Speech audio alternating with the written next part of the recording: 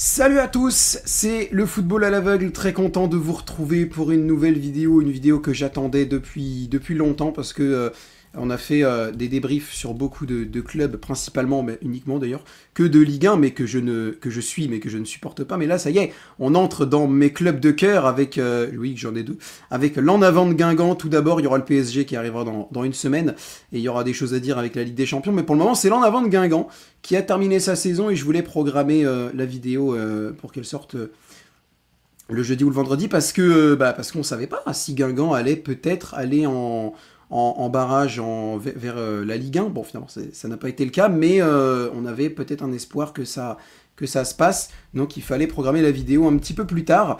Je suis en compagnie de 3 supporters de l'En Avant de Guingamp. En plus de moi, nous avons tout d'abord Rio qui est avec nous. Dès que tu actives ton micro, je te dirai bonjour. Avant, je ne serai pas Bonjour à poli, tous, salut Ethan. Salut Rio, comment vas-tu? Très très bien, Content d'être là? bien sûr. Eh bah écoute, si tu es Parler content de d'être là, Guingamp, c'est toujours un c'est plaisir. magnifique.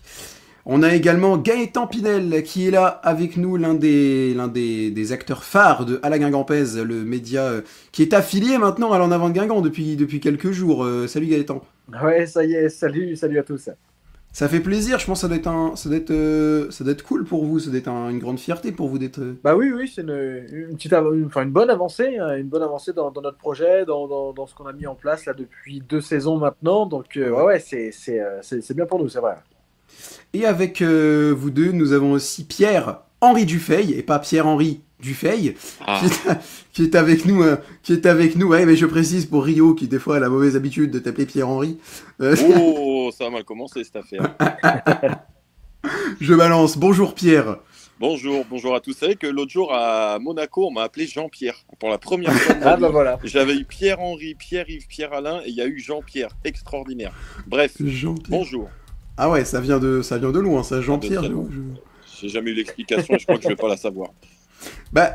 Surtout que moi, avec la saisie vocale, pareil, quand j'étais petit, je pensais que je t'appelais Pierre-Henri, parce que VoiceOver ne fait pas de pause entre Pierre et Henri Dufeil, du coup, je me disais, oui. ça doit être Pierre-Henri, mais non, c'est juste Pierre. Bon, en tout cas, merci à vous trois d'être là. Le but de cette vidéo, du coup, c'est de parler de la saison de l'En Avant de Guingamp, de faire un petit point sur ce qui s'est passé pendant un an, avec trois petits points principaux.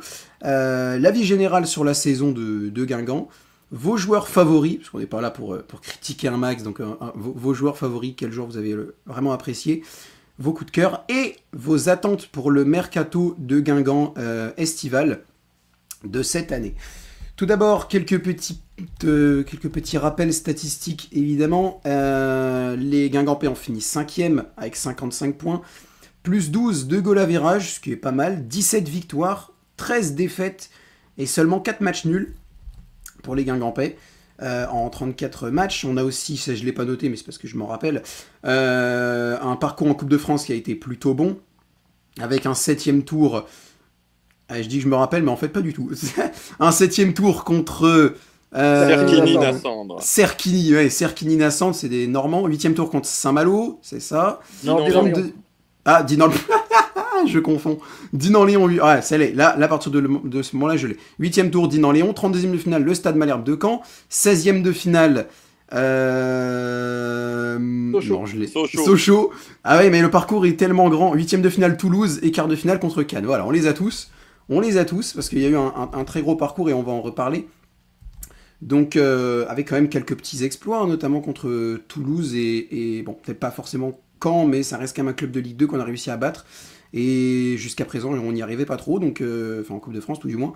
Donc c'est quand même une bonne chose, même si dans le Stade Malherbe de Caen a pas mal galéré cette saison. Au niveau des stateurs de l'En Avant de Guingamp, pour terminer sur ce petit point, j'ai de rappel des faits.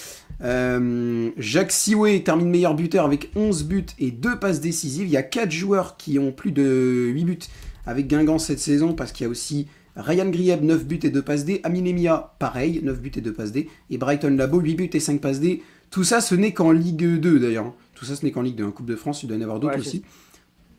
Et les deux autres points, c'est les passes décisives, avec Alpha Sissoko, qui a mis aucun but, mais qui a mis 8 passes décisives, donc qui est meilleur passeur, je crois. À moins qu'il y ait quelqu'un qui... Non, c'est ça, meilleur passeur. Co-meilleur passeur. Ah, ok.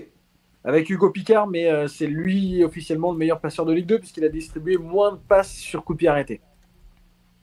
Ah, co-meilleur Que les passeur? Ah Ouais, ils sont 3 à 8 passes D. Hein. Il y a Mathieu Hudol, le Messin aussi, et Hugo Picard, donc deux je sais pas. Guingampais sur le podium. Ouais. Ah, c'est bizarre parce que moi, Hugo Picard sur Flashscore, ça me mettait 3 buts et 7 passes D.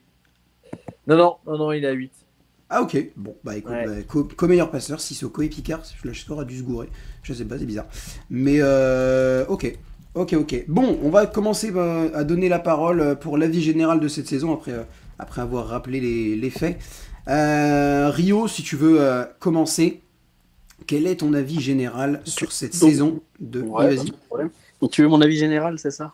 Ton avis général sur cette saison et ce Ouais. parcours en Coupe de France, qu'est-ce que Écoute, tu... on va commencer par la coupe, parce que c'est les premières choses qui me viennent.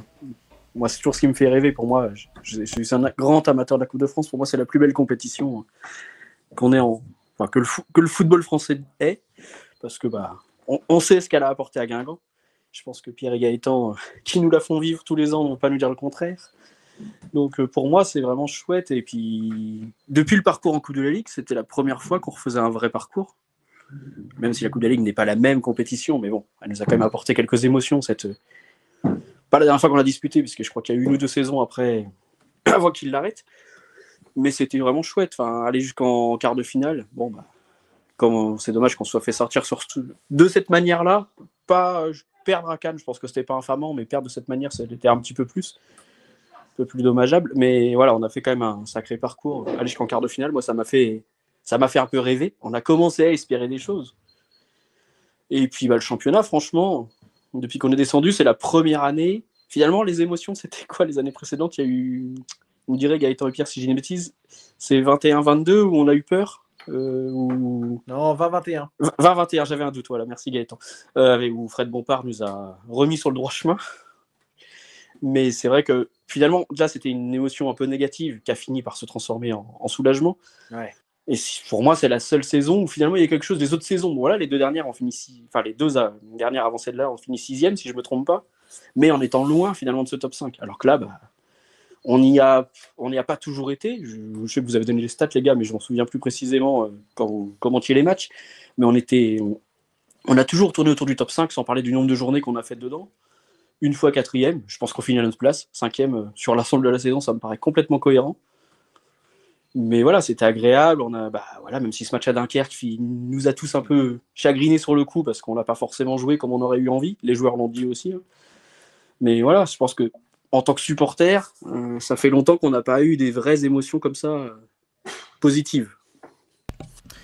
Ouais, c'est sûr. Là, c'est une année avec beaucoup d'émotions. Gaëtan, est-ce que tu aurais quelque chose à rajouter? Donne-nous ton avis général sur cette saison. Également. Ouais, c'est une saison qui a plutôt bien tourné, par rapport déjà au résultat final avec cette 5e place. Bon, effectivement, le play-off à Dunkerque qui n'a pas été celui qu'on pouvait espérer, mais une 5e place quand même. Donc Guingamp qui s'est remis à jouer le haut de tableau malgré tout. Et puis une équipe, bon, on a parlé de la Coupe de France, il y a eu ce parcours, c'est vrai, mais il y a aussi ce côté un peu pétillant de Guingamp qu'on a pu retrouver, que ce soit à domicile avec pas mal de larges victoires, ou en tout cas des victoires où il y a souvent eu 3 buts de marqués par Guingamp, voire un peu plus. Des matchs à l'extérieur où parfois voilà, Guingamp est allé quand même crânement jouer sa chance, avec plus ou moins de réussite, mais ça s'est plutôt bien passé aussi. Voilà, c'est une équipe de Guingamp qui s'est quand même bien comportée. Il y a eu quelques joueurs qui ont confirmé, à l'image du Picard, à l'image de Kalidou Sidibé.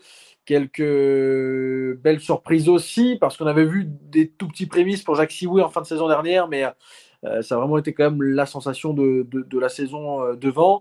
Et puis d'autres joueurs qui se sont imposés, comme Sohaib Nahir derrière, comme Alpha Sissoko avec ses passes décisives, notamment sur le côté droit en défense. Donc voilà, une équipe qui a vraiment eu fière allure et qui a eu, je trouve, le résultat qui était un peu le résultat final avec cette 5e place qui était un peu attendu depuis la relégation en fait. Guingamp n'avait jamais été capable de s'immiscer sur ces places-là. Là, ça a été le cas. Pierre, est-ce que tu rejoins les autres ou pas?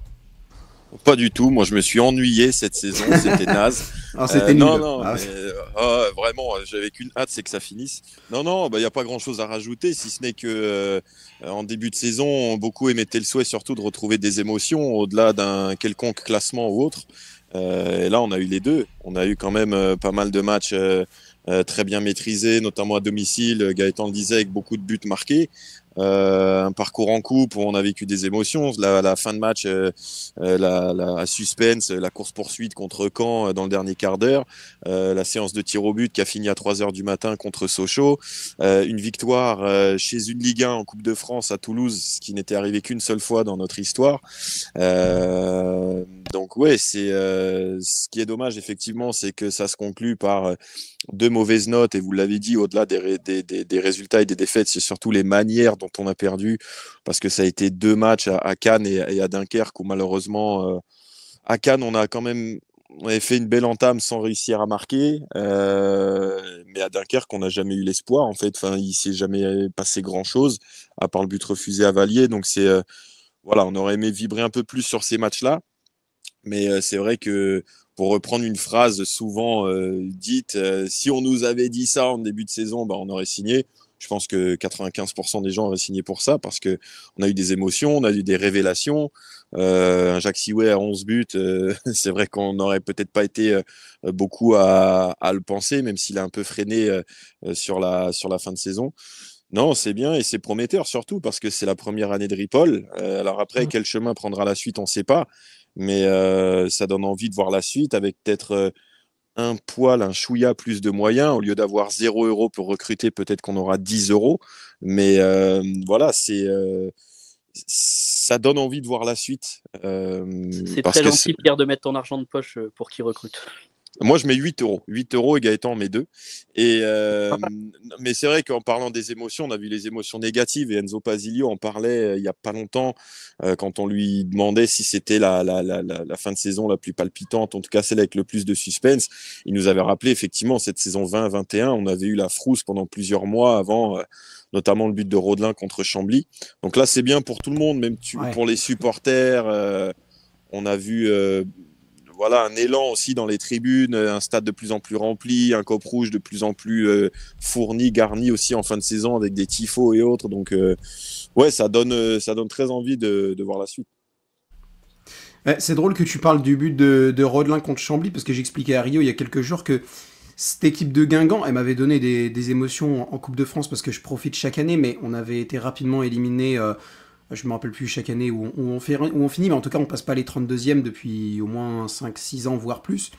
Donc cette équipe de Guingamp continue à me donner des émotions, mais c'était vraiment en 2020-2021 où il y avait Ronny Rodelin avec son but contre Chambly qui avait tout relancé, et derrière Guingamp avait fait une énorme remontée au classement, parce qu'au début ça avait l'air assez tendu et on commençait à frôler la zone rouge.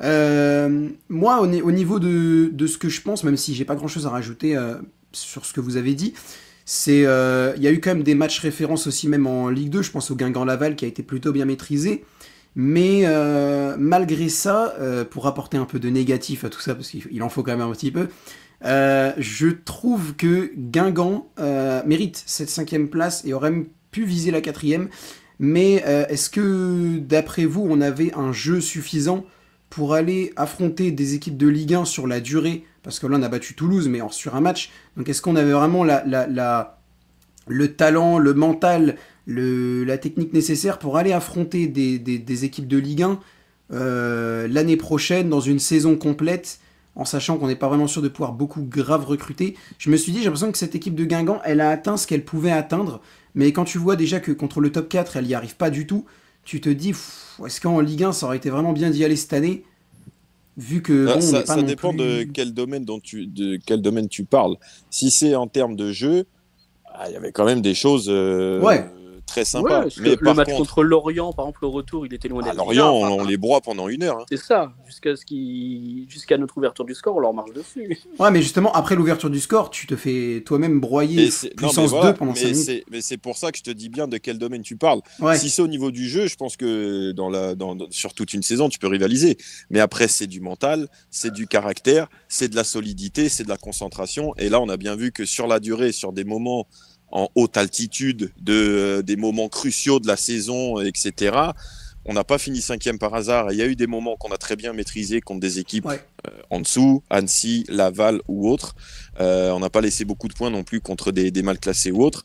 Mais oui, contre ces top 4-là, où ça se joue sur des détails, où ça se joue où quand il faut faire le geste parfait à l'instant T, etc., le constat, il est tellement implacable. On a quasiment tout perdu, à part le nul contre Dunkerque, partout.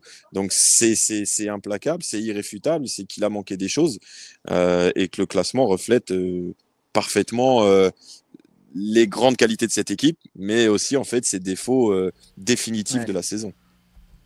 Donc Moi, vous je êtes pense au d'accord? match Ouais, vas-y, Rio. Je pense au match à l'extérieur. Parfois, j'étais à Bauer contre le Red Star, où on fait quand même on va pas dire une grosse entame, mais plutôt correcte. On ouvre le score.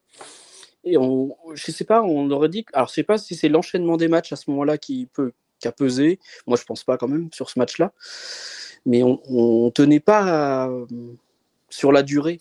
Et après ce match-là, il y a c'est presque un trou noir qu'on a passé où il s'est plus passé. Il y a eu des moments dans des matchs où une moindre poussière nous a fait alors sortir des matchs, je sais pas, mais nous effondrer.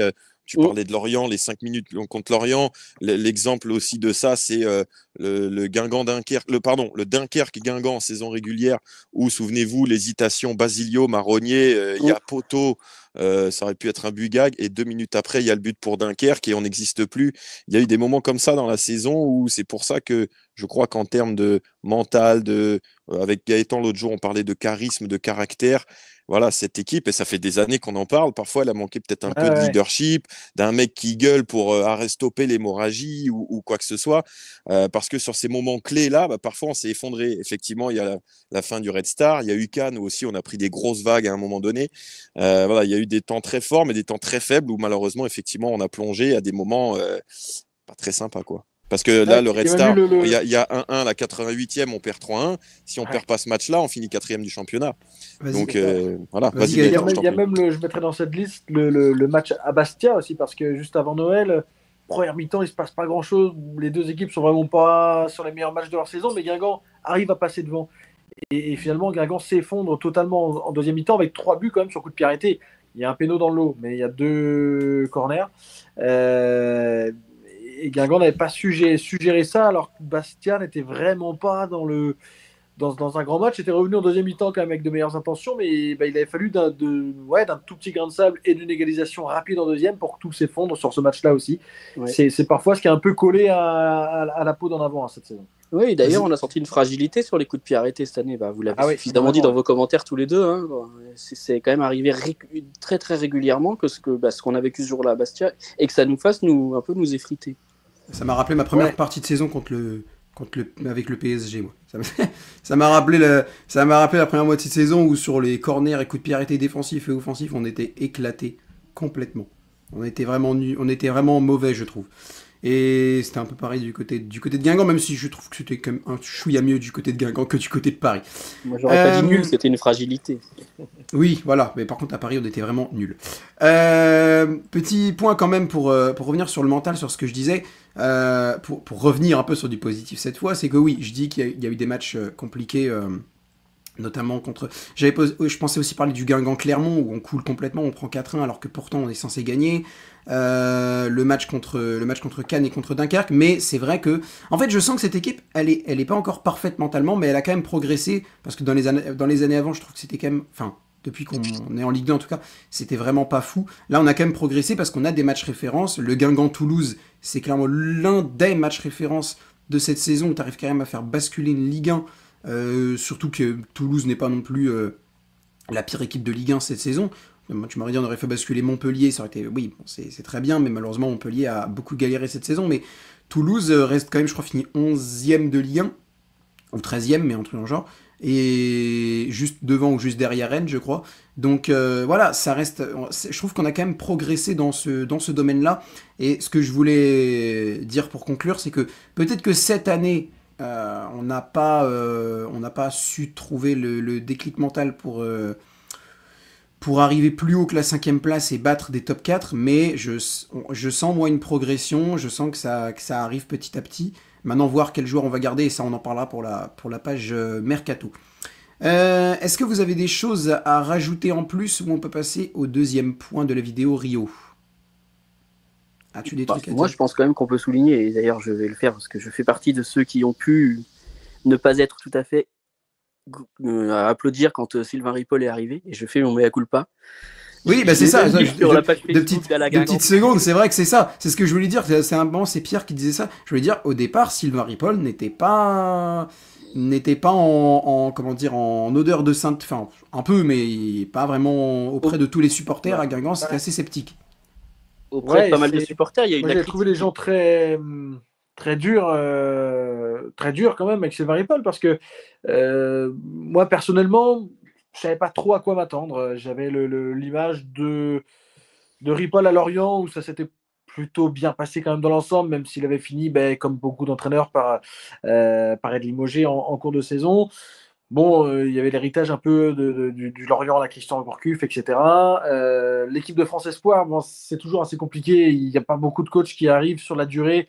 Alors certains diront, oui, si Thierry Henry l'a réussi. Oui, mais Thierry Henry l'a réussi sur un mois. Les autres coachs, quand ils y restent 2-3 ans, c'est là que c'est souvent plus compliqué. J'avais pas vraiment d'a priori sur comment ça allait se passer. Et j'ai trouvé les gens assez durs avec lui parce que c'était très catégorique quand même sur Guingamp n'arrivera à rien avec Sylvain Ripoll. C'est peut-être parce que à cause de son passif de l'Orienté aussi, peut-être. Ouais, pourtant Guingamp et Lorient, il n'y a pas une rivalité. Non. On n'est pas sur Guingamp. Et puis au contraire, en plus, je trouve que peut-être son meilleur passage, c'était finalement à Lorient. Le début, quand il avait Jordan Ayew, etc., à Lorient, bon, il y avait eu des phases plutôt pas mal. Bon, je trouve que c'était assez. C'était très. Comment dire très. C'était malsain un peu, dans moi, mes je trouve. avis. Ouais. Oui, je suis d'accord, Pierre. Bon, sans que finalement, il y ait de réels arguments. C'était. Il n'y arrivera pas à Guingamp, mais bon, finalement, on s'est rendu compte très vite qu'il arrivait avec de vraies idées, et puis voilà, il a inversé la tendance dans beaucoup d'esprits. Après, attention, on ne sait pas ce que seront les saisons 2 et saison 3, hein, ça se trouve. Oui, mais il n'empêche que... mais sur la saison 1, il n'y a rien à dire. Mais c'est vrai que, alors, Gaëtan, je parle aussi sous ton contrôle, mais moi, j'ai pas souvenir de voir un entraîneur de Guingamp arriver avec autant de défiance.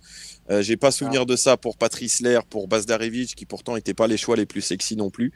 Là, ouais, je sais pas. Il y a eu, alors qu'il y ait du scepticisme autour et que certains, parce que maintenant beaucoup de gens commentent sur Facebook, Twitter et autres, qu'il y ait du scepticisme, ça, il n'y a aucun problème. Même nous, voilà, on était dans le questionnement, mais on n'était pas dans le jugement, quoi que ce soit. Là, au Gaëtan, je te rejoins, c'est que tu as eu des mots, il y a eu des mots très durs, il y a eu parfois des insultes. Certains ont ressorti quelques commentaires de la signature de Ripoll, je crois que c'était sous le post Twitter du club. Tu te dis, mais c'est affolant, quoi. Alors après, ça va aussi avec les théories de l'époque et des commentaires des uns et des autres qui sont très tranchés, mais ouais, je pense que bon, c'est aussi ce qu'on pouvait appeler la jurisprudence Yatabaré à un moment, hein, pour un joueur qui fait une première saison horrible et qui se révèle sur la seconde. Voilà, bon, ça, on n'oubliera pas jusqu'à dans 4-5 ans, ou peut-être qu'il y aura un entraîneur qui va arriver et ça sera aussi les mêmes questions. Non, mais c'est vrai que voilà, il y avait des questions autour de Sylvain Ripoll, parce que c'est vrai aussi que ça fait très longtemps qu'il n'avait pas coaché un club. Faut saluer son travail, il faut saluer le travail de son staff aussi. Et là où on peut tous rejoindre aussi, c'est que sous Stéphane Dumont, alors il y avait du bon et du moins bon, mais on voyait pas durablement sur la fin, surtout des joueurs progressés. On faisait des bilans de fin de saison, on se disait bon, quel joueur est meilleur qu'en début de saison, et même El Ouazzani l'année dernière, on a l'impression qu'il était meilleur en début de saison qu'à la fin de saison. Là, par contre, on peut quasiment prendre ligne par ligne et quasiment tous les joueurs ont progressé. Et ça, c'est aussi quelque chose à saluer du côté du staff. Même des joueurs qui étaient là depuis un petit moment. Je pense à Dylan Wieser, qui n'est pas forcément le joueur qui prend toute la lumière dans cette équipe, qui a ses qualités et ses défauts, mais je trouve Wieser bien meilleur sur la durée que sur les autres saisons. Par exemple. Tu sais quoi, Pierre, c'est magnifique parce que tu me fais une transition parfaite avec le second point. C'est mon métier. Les joueurs favoris, c'est exceptionnel. Rio, tu avais quand même un truc avant vite fait à dire sur Sylvain Ripoll, je crois, avant que je ne te coupe irrespectueusement. Je t'en prie. Non, mais après c'est vrai qu'il a été très critiqué et moi je dis il a fait fermer des bouches. On va rester, pour être simple et poli. Mais et en plus, moi, je lui tire quand même quelque chose qui me fait plaisir. J'écoute bien sûr tous les débriefs. et je sais pas ce que vous en pensez, Gaëtan et Pierre, qui avait la chance de l'interviewer directement. Je le trouve très honnête dans ses débriefs, ou même dans ses interviews d'avant-match aussi, que j'écoute aussi avec attention. Je trouve par rapport à d'autres coachs, pour prendre Stéphane Dumont assez récemment, je trouve qu'on va quand il y a des matchs qui se passent mal, je repense au match du Red Star, ou même quand on a perdu à Dunkerque, il a pas peur d'être dans la franchise. Non, il est assez lucide, hein. Il est même lucide, très lucide sur les matchs que son équipe peut produire. Moi, très souvent, des fois, tu sais pas trop, hein, quand tu poses la question à un coach, comment il va réagir, si des fois certains se cachent un petit peu derrière, non, mais on a quand même fait un bon match, on a eu ci, on a eu ça, c'était mieux à certains moments. Non, lui, quand c'est pas bon, vraiment, il le dit. Il le dit, on est passé à côté, on a raté tel et tel point, tel et tel moment du match, etc. Il est lucide et moi, je trouve que c'est mieux comme ça. Ça sert Oui. à rien des fois d'aller chercher des fausses excuses, hein. Autant dire les choses comme elles le sont. Voilà, on voit que ça n'empêche pas de gagner le match suivant. Non, oui, c'est ça. Il faut savoir dire les choses des fois et pas conforter les joueurs dans un match qui n'a pas été bon. Ouais, après, ça dépend aussi à quel moment arrive le match et la contre-performance ou autre. Mais c'est vrai que parfois, nous, on essaye aussi d'avoir l'œil le plus objectif possible et autres. Et moi, parfois, j'ai été étonné même qu'il soit plus tranchant que nous. Alors bon, nous, c'est vrai qu'on n'est pas non plus des Riolo ou autres. On casse pas pour casser, c'est pas notre rôle. Mais voilà, quand le match n'est pas bon, on le dit. Mais parfois, je prends l'exemple du Red Star dont vous parliez. Sa réaction au Red Star. Moi, moi, j'ai été surpris. J'ai cru qu'il allait casser mon micro même. Non, mais oui, mais c'est bien. C'est bien. Après, c'est vrai que certains s'étaient lassés un petit peu du discours de Dumont. Voilà, il y a aussi parfois l'usure et autres. On verra ce que les gens diront de Ripoll au bout de 3 ans dans ses déclarations d'après-match. Mais c'est vrai que c'est lucide, c'est honnête. Et puis surtout, ce qui est intéressant, et là où ses propos prennent plus de pertinence, c'est que son équipe a rarement enchaîné 2 contre-performances ou a rarement connu de séries très négatives avec des matchs ratés. Voilà, il y a eu des bouts de matchs ratés, parfois un match raté dans ces grandes largeurs. On pense au derby à Lorient, on pense au match au PFC, mais Clermont. Bon, il n'y en a pas eu. À Clermont, moi, je ne parle pas de match raté. Clermont, moi, il y a des victoires cette saison qui ont été des moins bons matchs que le match à Clermont, sauf qu'on s'était ouvert aux 80, etc. Mais non, c'est aussi que ces déclarations et les choses pointées ont été corrigées très vite par la suite. Bon, pour revenir sur la transition parfaite de Pierre de tout à l'heure concernant les joueurs que vous appréciez, on va passer donc au deuxième point, vos joueurs favoris. Alors, l'idée est très simple. Vous allez chacun votre tour me donner tout d'abord juste votre joueur. Pas d'explication, juste votre joueur favori, en sachant que vous ne devez pas choisir le même qu'une autre personne de cette vidéo. Donc ça va être bien chiant. Qui commence ? On va commencer par... Non, honneur aux habitués, Rio. Non, Rio. Allez, Rio. Allez, Rio, ton joueur. Brighton Labo. Brighton Labo. Gaëtan. Kalidou Sidibé. Voilà, Sidibé. Pierre. Non, alors, j'hésite entre 2, mais je vais vous dire Jacques Siway. Jacques Siway, et moi je vais dire Sohaib Naïra. Eh ben voilà, c'était mon deuxième. Bravo, on est bon. Eh ben c'est magnifique, on est connecté. De toute façon, moi, si je prenais les 4, donc voilà, on est d'accord. Alors, on va commencer par Rio, qui nous a donc donné Brighton Labo, qui, je le rappelle, a donc mis 8 buts et 5 passes décisives. Ah oui, et petite question pour définitivement clore le débat. J'ai un supporter sur ma chaîne YouTube qui est supporter marseillais, mais que j'ai réussi à éduquer à la Guingampaise, parce que quand je commente les matchs de Guingamp, certains sur ma chaîne YouTube, il les suit beaucoup, et je pense qu'il est devenu un petit peu, fan, peut-être pas, mais il commence à suivre bien Guingamp. Il s'appelle Aurélien, donc dédicace à lui, et il est suisse. Donc il souhaiterait savoir, parce que Brighton Labo a joué en Suisse, mais est-ce qu'il a la nationalité suisse ? Ah non, pas du tout, je crois pas. Hein. Non. Pierre, tu me contredira si je dis faux, mais je crois pas du tout. Non, il est... Non, je crois pas. Il n'est pas resté assez longtemps en plus, je pense. Non, il a joué que 2 ans et demi ou 3 ans là-bas, donc non. C'est pas lui qui a été sélectionné par une équipe qui joue la Gold Cup, là, la Martinique ou un. Martinique, ouais.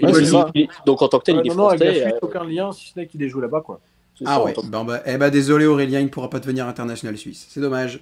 C'est dommage. Donc, Brighton Labo, Rio, Pourquoi donc?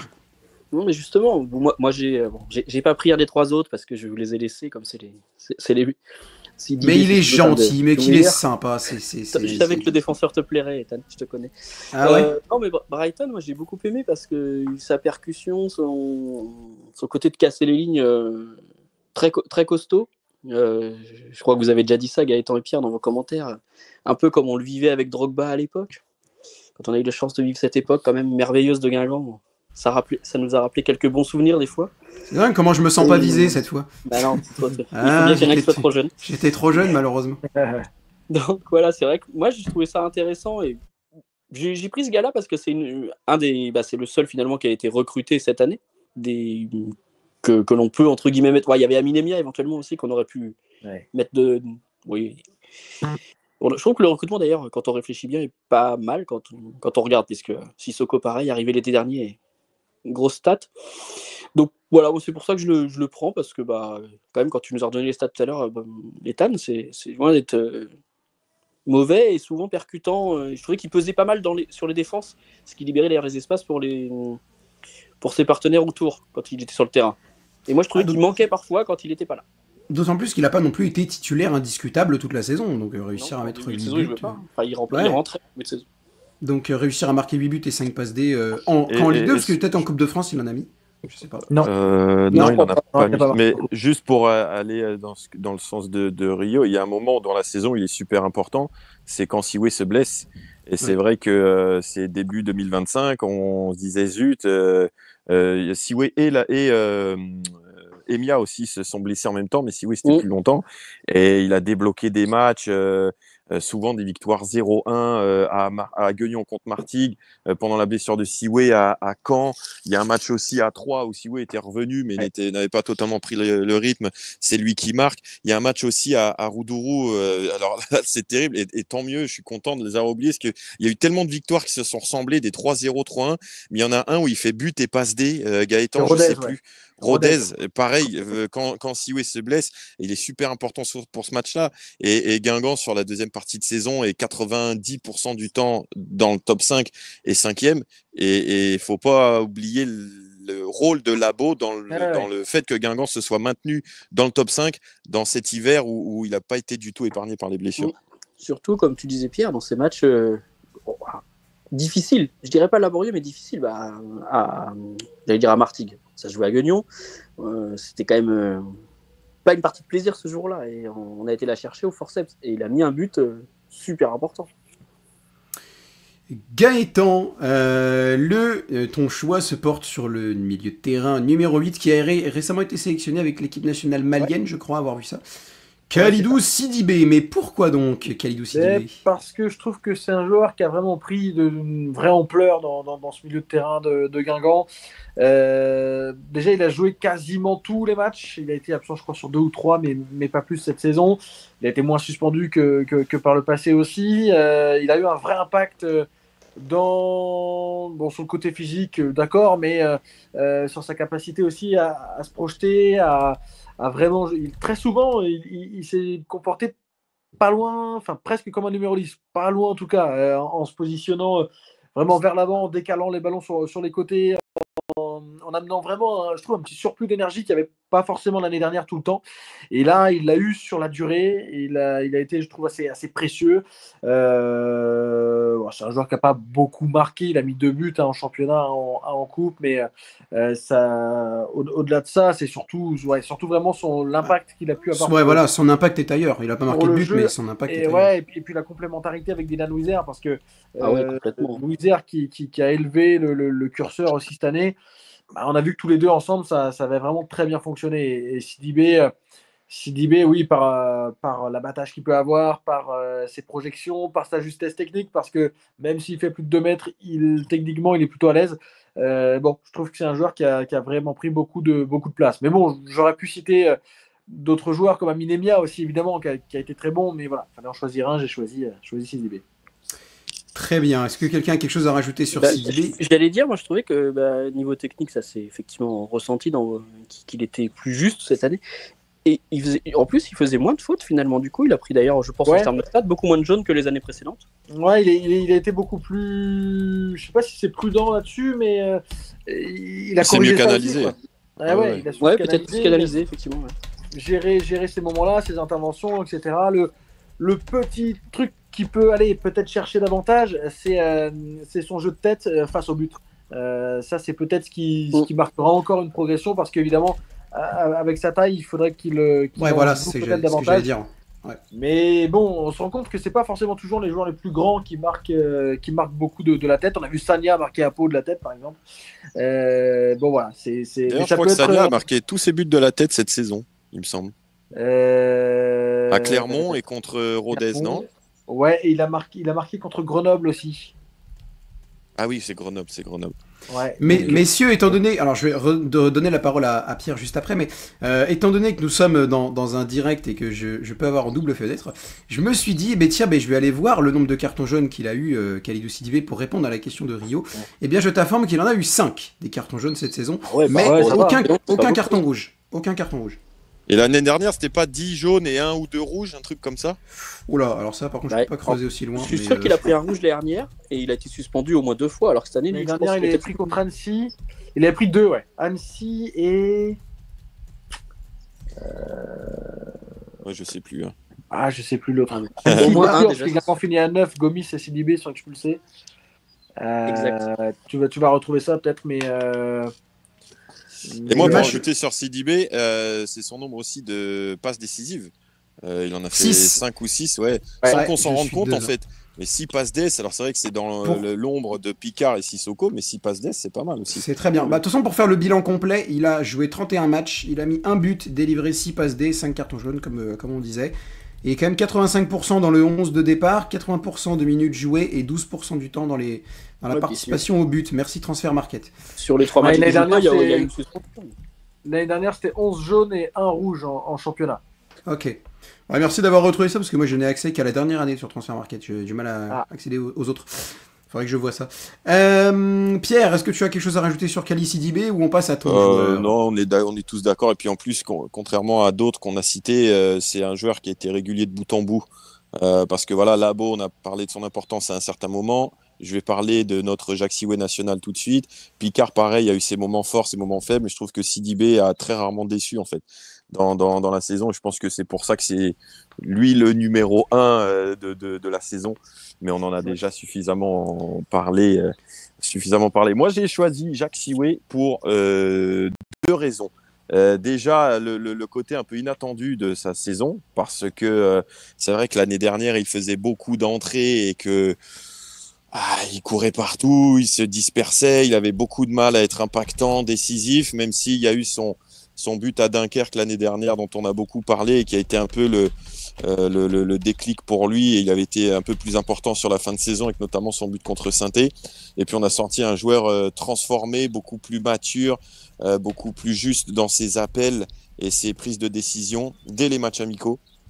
Moi, il m'avait impressionné sur la préparation d'il y a 2 saisons lors d'un match à Avranches, et il y avait beaucoup de personnes autour du club, autour du staff qui me disaient: tu vas voir, c'est la saison de Jacques Sioué, il va exploser. Bon, malheureusement, c'était pas arrivé. Pourquoi, j'en sais rien. Lui, il saura mieux que moi, mais finalement, sa saison de sa révélation, c'est 24-25. Malheureusement, elle finit pas super bien parce que il l'a expliqué à notre micro aussi. Hein, il y a sa blessure de janvier-février où il manque un mois et demi, et on l'a pas senti retrouver les cannes qu'il avait en début de saison, où il courait bien et où il courait juste, où il coupait nombre de centres de manière super pertinente sur les centres de Sissoko, sur d'autres actions aussi. Et la deuxième raison, au-delà du sportif, c'est le sourire qu'il amène, que ce soit avec nous au micro, que ce soit dans sa manière de communier avec le public. Cette équipe, elle est attachante. Et pourquoi elle est attachante? C'est parce qu'il y a des joueurs comme lui qui te donnent envie de l'aimer, quoi. Voilà, il déconne, il danse, il fait des blagues. C'est un des premiers à aller voir le COP aussi à chaque fois. Et je trouve que si le public a réussi à s'identifier à cette équipe cette saison, c'est notamment grâce à lui. Donc voilà, à revoir, à confirmer. J'espère que ce sera avec nous l'année prochaine. Il a déjà fixé le cap des 15 buts, plus ou moins notre micro l'autre jour. À voir évidemment si y a pas une belle offre qui arrive sur le marché. Mais ouais, on est curieux de voir la suite parce que si il arrive à faire sur 8-9 mois ce qu'il a fait sur 6-7 mois, ben, ça serait pas mal. Ça serait pas mal du tout. Peut-être que Hambourg voudra le récupérer pour monter en Bundesliga. Ils n'ont pas de sous non plus. Ils ont pas de sous non plus. Ah mince. Ouais, je vais mettre 12 €. C'est dommage. C'est dommage. Rio, toi, tu me parlais quand même de ces quelques ratés dans les messages vocaux qu'on s'est échangés à la fin des matchs. Tu me parlais quand même de certains ratés de Jacques Sioué. Donc, qu'est-ce que tu as à dire sur lui Tu sais, ça, après, c'est normal. C'est la frustration d'après-match du pauvre supporter. C'est normal, des fois, de râler. Non, il y a eu quelques matchs où mais c'est vrai, Pierre l'a dit. C'est après Jacques l'a expliqué dans les quelques interviews de fin de saison qu'il était moins pertinent dans ses courses, notamment, et plus souvent pris hors jeu, par exemple. Après son retour, il a eu plus de mal à se placer et justement à couper les centres. Voilà, je ne sais pas combien il marque de buts sur la fin de saison, mais je pense qu'on est peut-être à 1 ou 2 sur la phase pas beaucoup plus que ça sur la phase retour, en tout cas post-blessure. Il marque à Cannes après la blessure, il marque à Amiens sur péno, Clermont, but super important. Oui, Clermont, ouais. Où il coupe un centre d'ailleurs, mais c'est une des rares fois où il a... Parce qu'en fait, sur les fins de saison, il avait même quasiment plus d'occasion. Oui, c'est ça. Non, beaucoup moins. Il pèse plus sur le jeu. Il est là, mais on le voit pas. Enfin, à Dunkerque, par exemple, malheureusement, à part sa petite tentative qui échoue à côté, il n'existe quasiment pas dans le match. Bon, certes, c'est pas le seul. Mais... Et c'est vrai qu'un truc que le staff avait dit et que lui aussi a répété en fin de saison, et nous, alors c'est difficilement perceptible quand on est de l'extérieur, quand on n'assiste pas aux entraînements, etc., mais c'est qu'il est passé de rien à tout. C'est-à-dire que je me souviens qu'en décembre 2023, il y a une stat qui nous était parvenue en disant qu'au XXIe siècle, c'était le joueur de Ligue 2 qui était le plus entré en jeu sans jamais avoir été titulaire. Il avait été un petit peu en fin de saison, mais là, il est passé de, 3 titularisations l'année dernière à débuter tous les matchs cette année, parce que la prépa s'est bien passée, etc. Donc, parce qu'il a pris une réelle importance. Il a pris une réelle importance dans le collectif. Ouais, mais je pense que si ça s'est essoufflé à la fin, c'est peut-être aussi la digestion de ce statut. Tu rajoutes à ça la blessure, peut-être la peur de se reclaquer aussi parce que c'était musculaire. Je pense et la peur de voir Brighton Labo qui revient aussi. Je suis pas sûr que ça l'a. Non, parce qu'en plus parfois ils ont même joué ensemble. C'est arrivé plusieurs fois. Ah oui, c'est vrai. Ouais, donc non, je pense que c'est plus ces responsabilités-là aussi qui ont pu peut-être peser à un moment donné. Bien sûr, quand tu n'as jamais été un titulaire indiscutable et que il a un parcours un peu quand même compliqué. C'est Dijon qui vient quand il arrive chez nous. Il jouait quasiment pas là-bas. C'est des clubs où il avait très peu de temps de jeu, donc il est arrivé en venant en Ligue 2 pour aussi essayer de gratter. Et bon, il a mis un peu de temps. Donc, enchaîner les matchs comme il l'a fait cette année, c'est vrai que ça doit pas être évident quand pendant 2, 3, 4 ans, t'as pris que des 5-10 minutes par match, et encore pas à chaque fois. Gaëtan, est-ce que tu as quelque chose à rajouter ? Non, pour un peu revenir sur ce qu'a dit Pierre, c'est vrai que il y a vraiment eu un avant et un après pour Jacques Sioué, une vraie bascule. Pourquoi à ce moment-là, on ne sait pas, mais c'est lors de son entrée à Dunkerque la saison passée où Baptiste Guillaume se blesse, il entre, il marque. Et puis voilà, ça enchaîne avec le but contre Saint-Etienne. La préparation qui est très bonne. Il marque tout de suite aussi dans cette préparation ou très vite.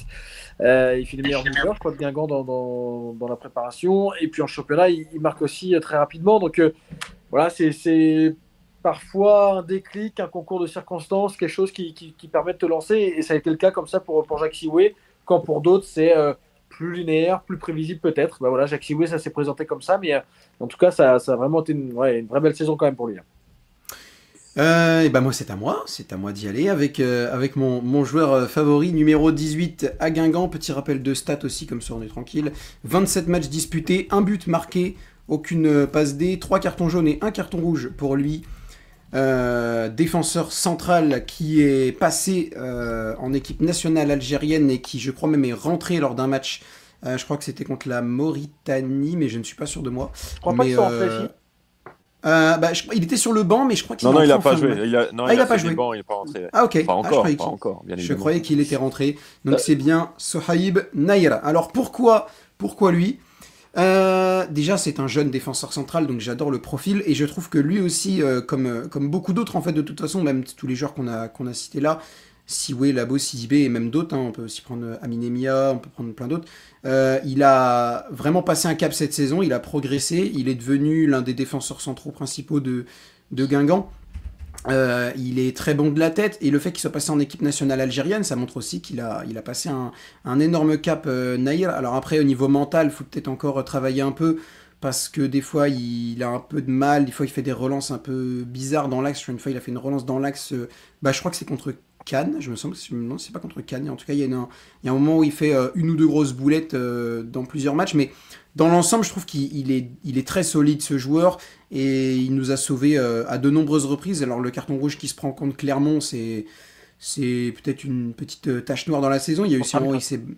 C'était pas contre Clermont? Non, Amiens. Ah non, il sort blessé contre Clermont, je confonds les deux. Je confonds. Il sort blessé contre Clermont et il prend un carton rouge contre Amiens. Mais voilà, je trouve que dans l'ensemble, il a fait une très bonne saison, Nahir, et si on parvient à le faire rester à Guingamp, je pense que ça pourrait être un très bon élément pour la saison prochaine. Gaëtan, est-ce que qu'as-tu à dire sur mon joueur? C'est quelqu'un, Sohaib Nahir, qui s'est très vite imposé. Son premier match, c'était à Laval, lors de la deuxième journée, parce que Pierre Lemonnier s'était blessé face à Troyes la semaine précédente. Ah oui, c'est vrai. Et il se retrouve aligné avec Mathis Rioux, ce qui n'était pas du tout censé être la charnière de début de saison, puisqu'on on attendait Gomis Lemonnier. On savait que pour Gomis, il fallait attendre quelques matchs pour son retour de blessure, mais voilà, c'était censé être un peu la charnière qui allait se dégager. Finalement, on s'est rendu compte que les lignes ont bougé.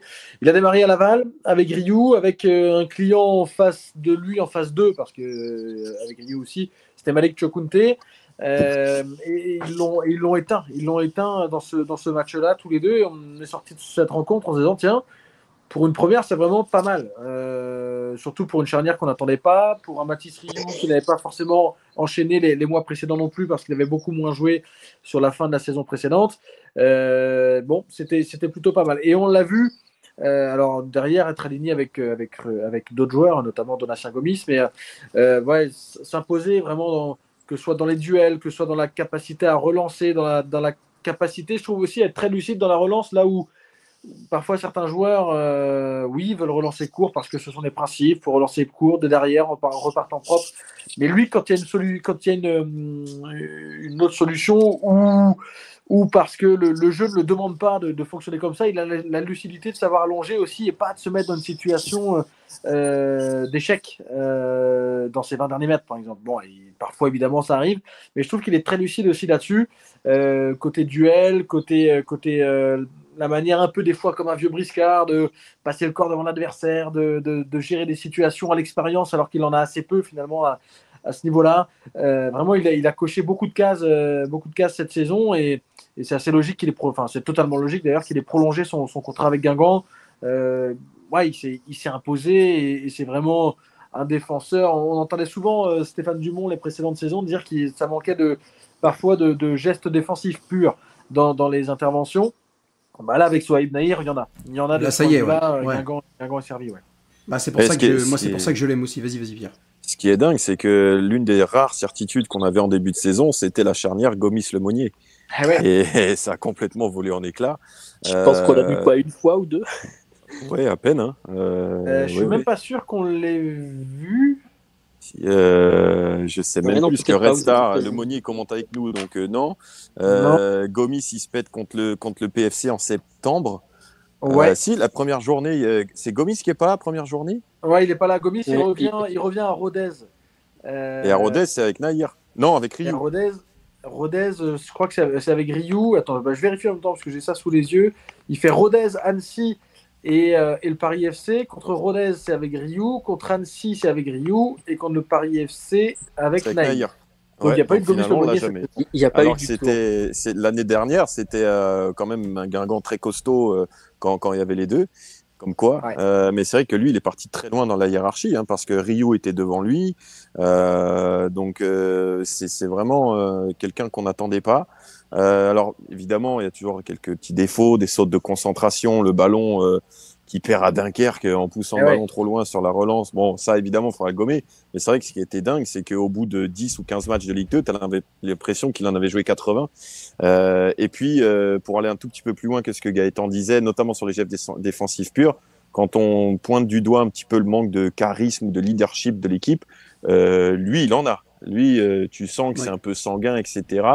Et ça manquait aussi un petit peu à Guingamp. Donc, c'est prometteur. Maintenant, encore une fois, l'exemple de la charnière installée, Gomis-Lemonnier doit nous faire prendre pas mal de recul parce que d'ailleurs, c'est un joueur qui, dans sa prime jeunesse, a été beaucoup gêné par des pépins, notamment, je crois, au dos, et il a souffert du dos en fin de saison. Donc voilà, il faut prendre des pincettes, mais c'est vrai que c'est très prometteur. Et puis, c'est lui aussi qui symbolise, pour terminer, qui symbolise un petit peu l'école de la seconde chance qui caractérise le Guingamp des années 2020, d'aller chercher des joueurs qui n'ont pas percé dans leur club formateur, en l'occurrence, lui, Toulouse, et qui, voilà, arrivent avec les crocs à Guingamp parce qu'ils sentent que c'est peut-être leur dernière chance de faire carrière dans le niveau pro. Et lui, comme Siwe, comme d'autres, sont en train de s'épanouir à Guingamp parce que voilà, c'est la deuxième chance et ils sont en train de la saisir. Donc c'est vraiment très intéressant à suivre. Rio, à toi de jouer pour Naïr. Non, j'ai pas grand-chose à rajouter. Moi, j'allais dire qu'en plus, oui, en complément de ce que tu dis, Pierre, Ripoll donne leur chance à ces joueurs-là. Enfin, il est fait... Bon, là, il n'a pas eu le choix. Hein. C'est les circonstances aussi qui ont fait qu'on s'est retrouvé avec Rio Naïr titularisés ensemble. Mais sur le coup, je pense qu'on a tous été un peu perplexes de se demander où on allait. Et en fait, très vite, on a été assez serein. Naïr, effectivement, comme vous dites, au bout de 7, 8, 10 matchs, tu te dis, il est là depuis l'an dernier, alors qu'en fait, personne ne le connaissait. En prépa, il n'était pas titulaire, si je ne m'abuse. Donc, il rentrait bien sûr dans les matchs puisque ça tourne, mais il venait un petit peu, c'était la 4e roue. Hein, et il a su s'imposer par les circonstances. Donc, c'est chouette. Je croyais que Gaëtan avait quelque chose à rajouter. Non. Je l'attendais. C'est exactement ça, il s'est imposé alors que c'était pas le joueur attendu, quoi. Très bien. Est-ce que quelqu'un a quelque chose à dire de plus ou on peut passer au 3e point et dernier point de cette vidéo? Juste, effectivement, on en a parlé, mais le grand oublié du top 4, c'est Aminemia. Bon, on va pas faire un quart d'heure dessus, mais belle révélation aussi, franchement. Voilà, je m'arrête là, mais on a envie de voir la suite aussi avec lui. Ouais. Ah, de toute façon, il y en a beaucoup. On aurait pu dire Alpha Sissoko aussi, on aurait pu dire Dylan Louiser. Ça, c'est le privilège de cette saison. Il y a beaucoup de bons exemples. C'est vrai. Voilà. Ça fait longtemps qu'on n'a pas pu sans doute citer autant de joueurs, comme d'ailleurs tu l'as dit tout à l'heure, Pierre, par rapport au bilan de fin de saison précédente. Mais justement, encore une magnifique transition de la part de Pierre. Mais va-t-on les garder, ces excellents joueurs? On va passer au 3e point, Mercato maintenant. En petite information pour ceux qui ne le savent pas, Pierre et Gaëtan sont des acteurs phares de À la Guingampaise, comme on l'a dit en début de vidéo. Est-ce que, en tant que journaliste d'investigation, vous auriez des pistes pour nous, des choses, des indiscrets qu'on devrait savoir? Est-ce qu'il y a des choses qui vont bouger à Guingamp cet été? Dites-nous tout si vous pouvez. Que ça bouge, oui, ce sera forcément le cas en partie. Je pense que ce qu'il faut espérer surtout, ou ce qu'il faut attendre, c'est que l'effectif justement ne bouge pas trop. Sans doute que l'un des meilleurs mercatos de Guingamp, ce sera de garder une ossature plutôt fidèle à celle de cette saison. Des départs, il y en aura, puisque de toute façon, Guingamp a besoin, et ça, c'est pas une surprise depuis quelques années, de vendre aussi pour exister. Alors, le président Fred Legrand l'a dit il n'y a pas longtemps, Guingamp n'a pas besoin de vendre à court terme, mais pour assurer la pérennité des saisons à venir, des 2-3 années ensuite derrière, voilà, il y aura quand même besoin certainement de vendre 1 ou 2 joueurs cet été, lesquels on verra. Évidemment, les noms qui sortent en premier, ce sont les Siwe, Sidibé, Picard et Sissoko. Par rapport à leurs stats, par rapport à la saison qu'ils viennent de fournir d'une manière générale. Bon, voilà, qu'il y ait 2 départs dans ces 4-là, je pense que c'est fort probable. 3 peut-être, 4 peut-être pas quand même. Enfin, on verra, on ne sait pas ce qui peut se passer, mais bon, je pense que Guingamp sera aussi attaché à garder une certaine ossature de cet effectif-là. Et je pense que ce sera une grande victoire, enfin, une belle victoire en tout cas si Guingamp parvient effectivement à garder un 11 plus ou moins similaire avec peut-être 3-4 changements, pas au-delà, en sachant qu'il y en a déjà un qui est parti puisque c'est Lenny Vallier qui était le latéral gauche, même si le poste de latéral gauche a été partagé avec avec d'autres joueurs. Mais voilà, l'idée, c'est déjà de ne pas trop en perdre, je pense, dans ce 11 qui a bien fonctionné cette année. Pierre, petite interro surprise pour toi qui comptera pour beaucoup dans la moyenne générale de ta note finale. Est-ce que tu peux nous donner la liste des joueurs en fin de contrat cette année? Alors, sous le contrôle de Gaëtan, Marronnier, Guendouzi, Louvambo, Lebris, fin de prêt, Vallier, j'en oublie un. Ryu, tu as dit Ryu Ryu, non. Ouais. Après, il y a Nias, Bartouche, Nias. Selbonne, etc. dont il y a un point d'interrogation. Mais c'est vrai que le gros de l'effectif type, si je puis dire, visiblement, si on s'en tient aux déclarations de Ripoll et Legrand sur leur point presse de fin de saison, ça ne devrait pas être chamboulé. Après, quand même, on a toujours cette obligation de vendre, même si le président Legrand nous a dit, je crois Gaëtan, c'est toi qui y étais, qu'il n'y avait pas un besoin urgent de vendre. Non, c'est ça, ouais. Si tu passes 2-3 ans sans vendre, tu vas être en grande difficulté. Donc, obligatoirement, Guingamp va devoir se séparer de 2 joueurs, je pense, bankable, comme peuvent l'être Picard et Sidibé. On voit que ça commence à se bousculer pour Sidibé, visiblement. Mais après, c'est ce qu'on rabâche, mais l'ambition de Guingamp en 25-26 va beaucoup dépendre du mercato. Si on arrive à garder les éléments forts, la plupart des éléments forts, et qu'on y rajoute 2-3 recrues par-ci par-là, notamment pourquoi pas au poste de latéral gauche, tu repartiras pas d'une feuille blanche, tu auras des automatismes, tu auras des joueurs qui se connaissent, qui sont en train de progresser et qui peuvent faire mieux encore l'année prochaine. Donc les attentes vont venir de là aussi. Au-delà des mots, des déclarations, ça viendra aussi par les choix du mercato et de ce que Guingamp pourra faire dans ce mercato.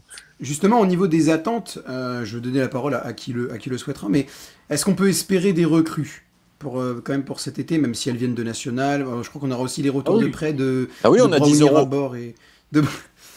Je peux venir jouer si vous avez besoin d'un joueur de CC Foot. Je peux au cas où venir jouer. Mais non, il y a les retours de prêt de Brownie Rabor et de Ryan Piri Tousgar, aussi est en fin de contrat, pardon. Ouais, Piri, exact. Ok, oui, c'est vrai que j'avais oublié. Ouais, bon. Libo Piri, je pense qu'on le reverra. Sud-africain. Mais du coup, il y a les retours de prêt de Brownie Rabor et Ryan Tousgar. Petite indiscrétion hors antenne, avant que vous y arriviez, pendant qu'on est en train de regarder la fin du match de Arthur Fils, je parlais à Rio des stats de Brownie Rabor et de Ryan Tousgar. Donc pour rappel, Brownie Rabor en cette saison nationale, c'est un but seulement sur une vingtaine de matchs disputés, je crois, aucune passe D. Par contre, Ryan Tousgar, c'est 13 matchs disputés sur 15 possibles, 4 buts et une passe D. Donc déjà, ces deux-là vont revenir. Est-ce qu'on peut espérer que Ryan Tousgar ait plus de temps de jeu? Brownie Rabor, je sais pas, mais Ryan Tousgar, au moins, est-ce qu'on peut espérer qu'il ait plus de temps de jeu, vous pensez? Oui, en tout cas, par rapport à sa trajectoire guingampaise, ça en prend le chemin. Il avait déjà fait quelques entrées cette saison. On a vu pas mal de joueurs aussi ces dernières années s'épanouir dans un prêt et revenir avec alors un autre statut, je sais pas, mais peut-être un rôle un peu plus pertinent dans l'effectif, vu le probable départ de Piri et autres dans un milieu qui peut aussi être dépeuplé de Sidibé. Tousgar peut avoir un rôle un peu plus important l'année prochaine. Après, Gaëtan, je crois que si Brownie Rabor trouve un projet ou autre, je pense que Guingamp le cédera. Sera libéré, ou il y aura un arrangement quelconque de trouver, mais en tout cas Guingamp est plutôt ouvert à le laisser trouver un autre projet. Donc Brownie Rabor, il peut y avoir des surprises, mais il y a assez peu de chances quand même qu'on le voit sous maillot de Guingamp. Ça peut arriver, c'est assez rare d'ailleurs, des joueurs qui signent à Guingamp en pro sans jamais jouer. On en avait eu un, Sadatube, c'est ça, ouais. Mais c'est relativement rare quand même. Visiblement, c'est plutôt le chemin que pourrait emprunter Brownie Rabor. C'est ce qu'a annoncé le président Fred Legrand là sur le point presse de fin de saison. Voilà, on verra ce qu'il en sera au cours de l'été, mais c'est plutôt la tendance, ouais. Deux dernières petites questions avant de donner la parole à Rio. La première, c'est qu'il y avait une piste l'hiver dernier, je crois, qui était assez... je ne sais pas si elle avait été extrêmement chaude, cette piste, mais on en avait parlé. C'était la piste du milieu défensif Lucas Bretel, qui joue à l'US Orléans, je crois, en national. Ouais, c'est ça, Orléans. Est-ce que lui, on pourrait envisager d'aller le récupérer, Lucas Bretel, cette année? Bah oui, cette année.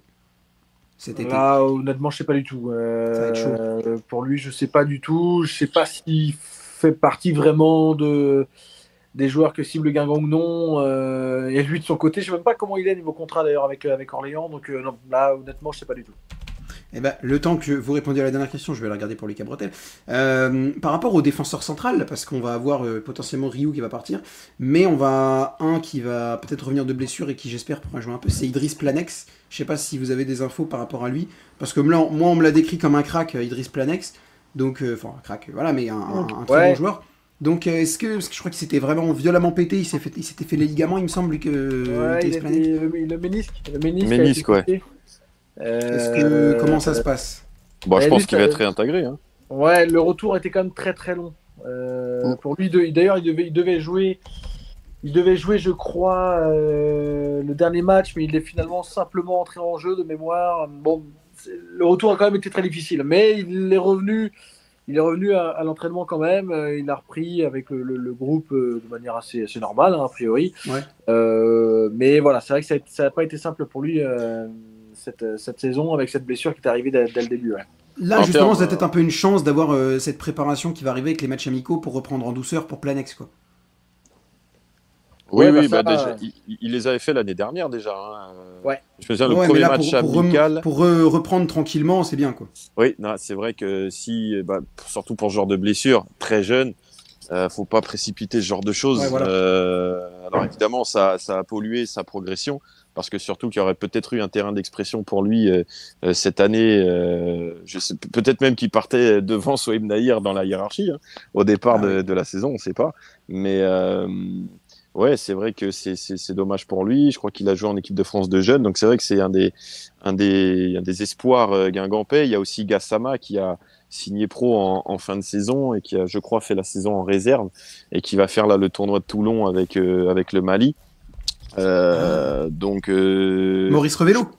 Oui, pardon, c'est vrai. Non, mais c'était pour vieux con et c'est Maurice Revello. C'était pour être sûr que c'était ça. Bah, je vais suivre alors. Parce que c'est pas... Ouais. Il y a Albin de Monchy aussi qui a signé pro là récemment, non? Ouais. De Mouchy, ouais. De ce point de vue-là, on est pas mal. Il y a beaucoup de jeunesse derrière Nahir et Gomis, mais Nahir qui est jeune aussi. Mais oui, je suis pas sûr que Guingamp va chercher à recruter à ce poste-là. Ouais, pourrait s'appuyer sur les retours qu'il aura peut-être avec Rio, avant de te donner la parole, petite précision du coup pour Lucas Bretel, et ben il est libre, s'il ne prolonge pas, il est libre cet été. Ce sera fin juin 2025, la fin de son contrat avec Orléans. S'il ne prolonge pas, il est libre cet été. En tout cas, c'est vrai que, alors je sais pas si ça sera lui, mais les meilleurs coups de recrutement de Guingamp ces dernières années, c'est des joueurs de national. Hein. Ouais. Gomis, Emia, Griev qui avait un peu joué en Ligue 2, Siwe, El Ouazani, bien évidemment. El Ouazani, ouais, c'est vrai.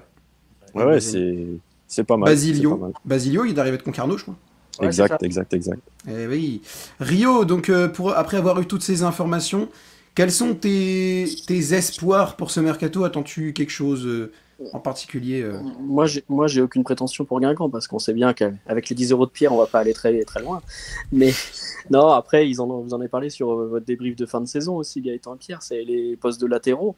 Si jamais Sissoko faisait partie des joueurs partants, des valeurs marchandes, sur les 4, on va espérer qu'il n'y en ait que 2 qui partent, comme vous l'avez dit. Comme notre président a l'air d'être plutôt rassurant sur l'état des finances, on va lui faire confiance là-dessus. Si on peut en laisser partir que 2, ça change quand même la donne. Donc, dans ce cas-là, on va espérer que Sissoko parte pas. Au moins, on aurait déjà un latéral de métier. Après, il faudrait quand même qu'il ait un second. Il a été suspendu, puis 1 ou 2 matchs blessés quand même sur la dernière partie de saison. Et on a vu que c'était quand même pas toujours simple de trouver les remplaçants. À gauche, ça fait 2-3 ans que ça traîne. Combien de fois on a joué avec des droitiers à gauche? Souvent. Ouais. Bon, j'espère que ça pourra peut-être se stabiliser un peu. Et bon, qu'est-ce qu'on pourra trouver? Ça, c'est toujours la question. Après, les autres, ça dépend aussi des départs, effectivement. Ok. Moi, personnellement, pour rajouter un truc, moi, il y a quelque chose que je ne comprends pas, parce que Guingamp cherche, je pense, aurait besoin de se renforcer en attaque. Je ne comprends absolument pas pourquoi on ne va pas chercher ce vétéran portugais qui quitte l'Arabie Saoudite bientôt, Cristiano Ronaldo. Il sera libre là cet été, donc je ne comprends absolument pas pourquoi Guingamp ne va pas le chercher. Parce qu'il demande 15 €. Il demande 15 euros et on en a que 10. Ah mince, c'est dommage. Ah, parce que franchement, Donc, si on se met ensemble pour faire un truc cagnotte, ça peut marcher peut-être. Allez, pour lui acheter, un pourquoi, mais- bout de l'orteil gauche peut-être de Ronaldo qui pourrait arriver. Je crois qu'on attirera plus un vétéran comme Didier Drogba. Peut-être. Facile. Peut-être. Bon, non, en vrai, moi, j'ai pas grand-chose de plus à rajouter, mais il y a quand même une question que je me pose et que j'en avais parlé en vidéo à l'hiver dernier, et on va terminer sur ça. Je sais que Rio n'est pas très emballé par l'idée, mais moi, étant donné que je suis supporter du PSG, je remarque qu'il y a des jeunes chez nous qui sont prêtés parfois dans des clubs de Ligue 1 ou de Ligue 2. Je pense à Elias Rousny qui est parti au Havre, à Gabriel Moscardo qui est parti à Reims, avec des réussites moindres, mais quand même, c'est un début. Est-ce que, enfin, alors pas forcément Paris, mais pourquoi Guingamp n'irait pas chercher des prêts, pas forcément des jeunes joueurs, mais des prêts dans des clubs de Ligue 1 pour essayer de se renforcer sur un an et que le joueur en question puisse gagner du temps de jeu. Je pense à Yoram Zagué qui est latéral droit au PSG, qui aurait besoin de récupérer du temps de jeu et qui est suffisamment talentueux, et en sachant qu'on a besoin de quelqu'un au poste de latéral. C'est un exemple, mais voilà, pourquoi on ne va pas chercher des joueurs en prêt comme ça, en sachant qu'il y en a beaucoup qui le font. Alors, je crois Ça, qu'il y a c'est eu juste temps, un on a avis, il n'y a parlé pas de piste, Ouais. c'est rien, c'est juste un Je avis. crois que historiquement, depuis très longtemps, j'ai rarement vu Guingamp utiliser les prêts. Ouais. C'est pas... Surtout au mercato estival, Pierre, je pense. Et Autant ouais, l'hiver, c'est arrivé qu'on se renforce un tout petit peu quand on a besoin. Mais... Ça a été plus fait dans l'urgence. L'exemple type, c'est Marsal qu'on a été chercher parce qu'on avait un énième problème de latéral gauche et que ça s'était fait du jeudi pour le dimanche quasiment. C'est vrai que là, depuis qu'on est descendu en Ligue 2, j'en oublie peut-être, mais les 2 fois où on a eu des joueurs prêtés, ce sont des joueurs qui sont arrivés au mercato hivernal. Loïc Mbesso, où ça a été plutôt intéressant, puis Théo Lebris, où ça aurait pu être mieux, ça aurait pu être pire, mais bon, il a quand même fait partie de la belle fin de saison. Je pense qu'il y a une raison à ça. D'abord, c'est que Guingamp cherche à avoir des actifs et donc des joueurs qui lui appartiennent pour pouvoir les revendre et durer dans son modèle économique qui dépend quand même beaucoup des transferts. Mais après, oui, pourquoi pas. Je pense que ça dépend. Hein. Il me semble, Gaëtan, que l'année dernière, Fred Legrand en avait parlé de ça, qu'il n'était pas complètement fermé à l'idée, mais que ça dépendait aussi des profils proposés. Il en a je parlé crois. Surtout là oui, cette année. Dernier point presse. Il y a 10 jours, là, il en parlait en disant que, ou 15 jours, que il n'était pas fermé à ça. Alors, le coach non plus, le président non plus, pas fermé à l'idée d'avoir 1 ou 2 joueurs en prêt. Par contre, pas 4, quoi. Pas 4 ou 5, mais 1 ou 2. Parce qu'évidemment, si tu en as davantage, si tu en as 4, 5, ça veut dire que c'est autant de joueurs qui vont repartir, très probablement, à la fin de la saison, et que tu vas être amené à reconstruire déjà sur une bonne partie des postes avec ces joueurs-là. Donc, 1, 2, en complément, je ne sais pas si on peut appeler comme ça, parce que ça peut devenir des joueurs qui prennent une place importante, mais en tout cas, dans un effectif, plutôt que de devoir parfois aller acheter un joueur, bon, 1 ou 2 en prêt, il a dit que ça pouvait faire partie des possibilités pour Guingamp cet été, donc à voir si ce sera le cas ou non, mais effectivement, je pense que comme le dit Pierre, la priorité, c'est plutôt d'avoir des joueurs qui appartiennent. Qu'on peut vendre, quoi. Ouais. Après, ça dépendra des possibilités aussi, des profils recherchés dans un club de Ligue 1. Enfin, si c'est notamment des joueurs qui viennent de Ligue 1 et qui sont sous contrat, ils ne pourront pas venir d'une autre manière qu'en étant prêtés certainement, parce que le marché économique ne permettra pas vraiment de faire autrement. Après, voilà, ça dépend aussi où Guingamp va les chercher. Il n'y en a pas eu beaucoup ces derniers temps. Pourquoi ? Parce que les joueurs arrivaient beaucoup, effectivement, de national. Donc là, tu n'avais pas besoin d'aller chercher un prêt. Mais effectivement, s'ils doivent venir parfois d'un grand club de Ligue 2, comme ça a été le cas pour Théo Lebris avec Lorient, ou d'un club de Ligue 1, bon, ça peut être une option, effectivement, de basculer sur un prêt. Ouais, parce que moi j'avais rêvé par exemple d'une belle histoire avec le fils de Florent Malouda, Aaron Malouda, qui est je sais plus s'il est encore à Lille actuellement, il a été prêté justement, mais j'aurais bien aimé le voir arriver à Guingamp comme une belle histoire. Ça aurait été pas mal. Et dernière petite chose, non, Guingamp n'ira pas chercher Ousmane Dembélé au PSG, vous ne nous le piquerez pas. Il est à nous. C'est notre Non, ça, Ousmane on à nous. n'avait pas imaginé de toute façon le faire un instant. Hein. Pas maintenant. C'est mon Ousmane. C'est le mien. Laissez-nous Dembélé, on va aller gagner la Ligue des Champions avec lui, on vous l'enverra peut-être après. Bah écoutez, merci à tous d'avoir été là. On va arrêter la vidéo, on va peut-être échanger 5 minutes après vite fait. Mais en tout cas, merci à tous d'avoir été là pour cette vidéo. Merci à ceux qui l'ont regardé aussi. N'hésitez pas à lâcher un like à la vidéo, à la partager sur vos réseaux sociaux, à vous abonner en activant la cloche des notifications, tout ça. Mais le plus important, comme je le dis à chaque fois, commentez, donnez-moi vos réactions parce que c'est surtout pour ça que je fais ça. N'hésitez pas à me dire dans les commentaires ce que vous en avez pensé. Est-ce que vous êtes d'accord avec nous? Est-ce que vous pensez que Gaëtan a dit n'importe quoi? Est-ce que vous êtes vent debout contre ce qu'a dit Pierre ou Rio? Dites-moi tout dans les commentaires. Et dites-moi aussi si vous êtes prêt à mettre 5 € de plus pour qu'on aille chercher Ronaldo en prêt en Arabie Saoudite pour lui donner 15 € par mois. Je pense que ça devrait le faire. Il devrait venir avec 15 € par mois. Je pense que ça devrait le faire. Oui, tranquillement. C'est pas dans le besoin. Tranquillement. Bon, et ben écoutez, merci à tous d'avoir regardé cette vidéo. C'était le football à l'aveugle et je vous donne rendez-vous demain pour une vidéo avant-match sur PSG Inter Milan. Salut à tous. Salut. Salut.